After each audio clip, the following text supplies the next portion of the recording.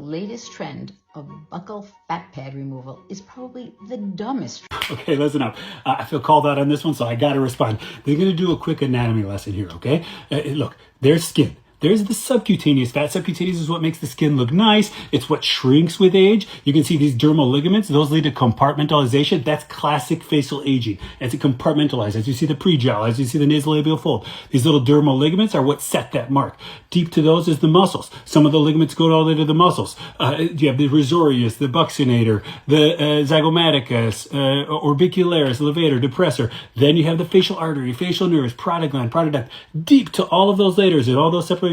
Then there's the buccal fat. So that's the key. The buccal fat does not change the way the skin looks. It does create a contour there. You have to appreciate that if the contour is what you're after. If you don't want that contour, I 100% agree with her. Don't do it. It's that simple. It's easy to not do it. She mentioned do no harm. Of course, we do this safely. We take care of our patients. I liken this. Think about a breast implant. What happens to a breast implant after 15 years? It looks horrible. You got to swap it out. You got to do a lift. It's just what happens. I mean, we do informed consent. Obviously, we talk to people about this aging process. When you lose the subcutaneous fat, you'll see more contour, but it's a smooth contour. So people saying that it changes the way the skin looks, it's just wrong. What layer do we transfer filler? This layer. What layer do we put fat to make somebody look nicer, to make the skin look more plump? This layer. Nobody's putting fat or filler in the buccal space.